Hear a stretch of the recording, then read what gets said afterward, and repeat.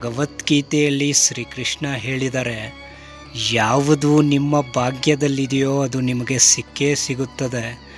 ಯಾವುದು ನಿನ್ನದಲ್ಲವೋ ಅದು ನೀನು ಎಷ್ಟೇ ಪ್ರಯತ್ನ ಪಟ್ಟರೂ ಅದು ನಿನಗೆ ಸಿಗುವುದಿಲ್ಲ. ಚಿಂತೆ ಬಿಡು. ಜೀವನದಲ್ಲಿ ಏನು ಬರುತ್ತದೆ ಸಂತೋಷದಿಂದ ಧೈರ್ಯದಿಂದ ಸ್ವೀಕರಿಸಬೇಕು. ನಮ್ಮ ಬದುಕೇ ಒಂದು ಹೋರಾಟ ವೀಕ್ಷಕರೇ.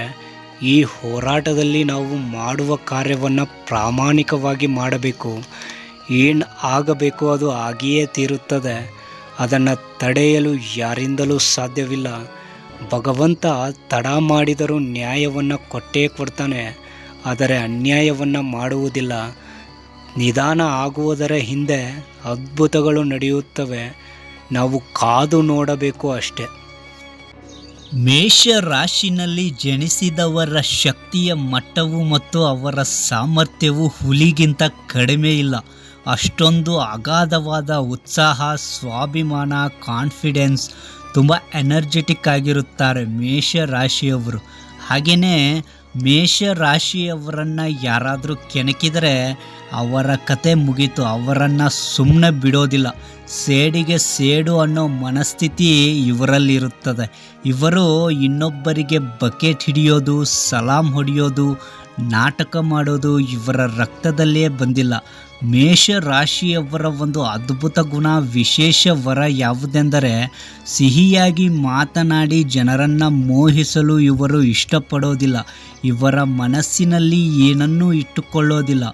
ಮನಸ್ಸಿನಲ್ಲಿ ಏನಿದೆ ಅದನ್ನು ಸೀದಾ ಸಾದಾ ಬಾಯಲ್ಲಿರುತ್ತದೆ. ಮೇಷ ರಾಶಿಯವರಿಗೆ ಒಂದು ವಿಷಯವನ್ನು ಅಂದರೆ ಸುದ್ದಿ ಬಳಸಿ ಹೇಳೋಕೆ ಬರಲ್ಲ. ಏನಿದೆ ಅದನ್ನು ಡೈರೆಕ್ಟ್ ಅಂದರೆ ನೇರವಾಗಿ ಮುಖಕ್ಕೆ ಹೊಡೆದಾಗೆ ಹೇಳುತ್ತಾರೆ.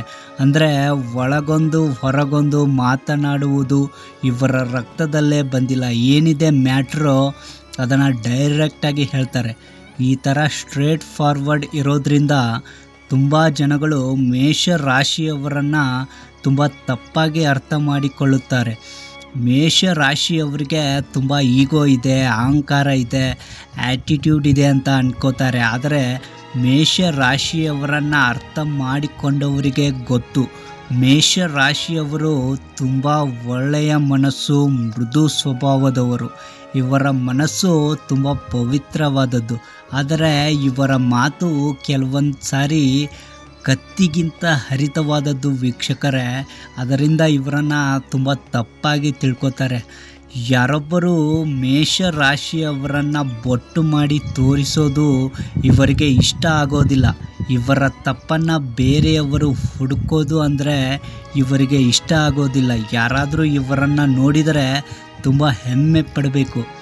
ಆ ರೀತಿಯ ವ್ಯಕ್ತಿತ್ವ ಮೇಷ ರಾಶಿಯವರದ್ದು. ಮೇಷ ರಾಶಿಯವರು ಆ್ಯಕ್ಷನ್ ಓರಿಯೆಂಟೆಡ್ ಪರ್ಸನ್ಸ್. ಅಂದರೆ ಇಮ್ಮಿಡಿಯೇಟ್ ಆ್ಯಕ್ಷನ್ ತಗೋತಾರೆ, ಇಮ್ಮಿಡಿಯೇಟ್ ಡಿಸಿಷನ್ ತಗೋತಾರೆ. ಹಿಂದೆ ಮುಂದೆ ಏನು ಯೋಚನೆ ಮಾಡಲ್ಲ. ಎಷ್ಟು ಸಾಧ್ಯ ಅಷ್ಟು ಬೇಗ ಡಿಸಿಷನ್ ತಗೋತಾರೆ. ಅಂದರೆ ಇವರು ತುಂಬ ಆತುರ ಸ್ವಭಾವದವರು. ಸ್ವಲ್ಪನೂ ಲೇಟ್ ಆಗಬಾರ್ದು, ಆ ಥರ ಅರ್ಜೆಂಟಾಗಿ ಮಾಡ್ತಾರೆ. ಮೇಷ ರಾಶಿಯವರ ಮೈಂಡಲ್ಲಿ ಒಂದು ಥಾಟ್ ಯಾವಾಗಲೂ ಬರ್ತಿರುತ್ತೆ.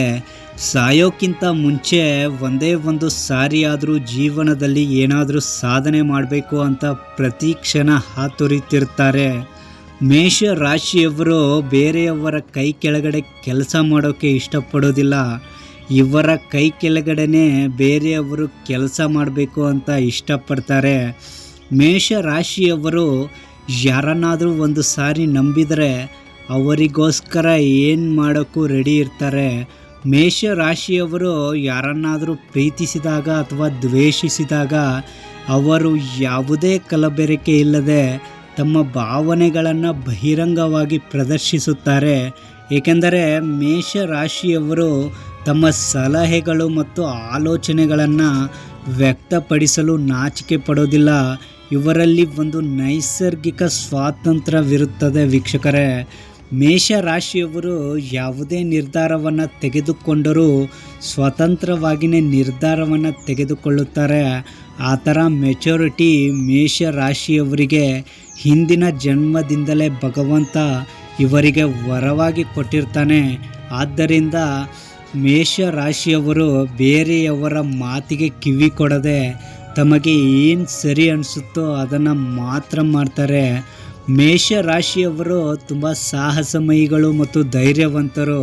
ಆದರೆ ಕೆಲವೊಂದು ವಿಷಯಗಳಿಗೆ ಮಾತ್ರ ಭಯಪಡ್ತಾರೆ.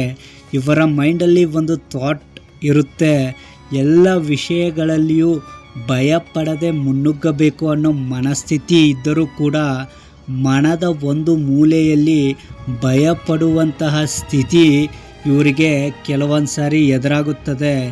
ಮೇಷ ರಾಶಿಯವರು ಯಾವುದೇ ಕೆಲಸವನ್ನು ಮಾಡಬೇಕಂದರೆ ಇನ್ನೊಬ್ಬರ ಮೇಲೆ ಡಿಪೆಂಡ್ ಆಗೋದಿಲ್ಲ. ಏನು ಮಾಡಿದರೂ ಒಬ್ಬರೇ ಸ್ವಂತ ಶ್ರಮದಿಂದ ಮಾಡೋಕ್ಕೆ ಇಷ್ಟಪಡ್ತಾರೆ. ಧೈರ್ಯ ಇವರ ಹುಟ್ಟುಗುಣ ವೀಕ್ಷಕರೇ.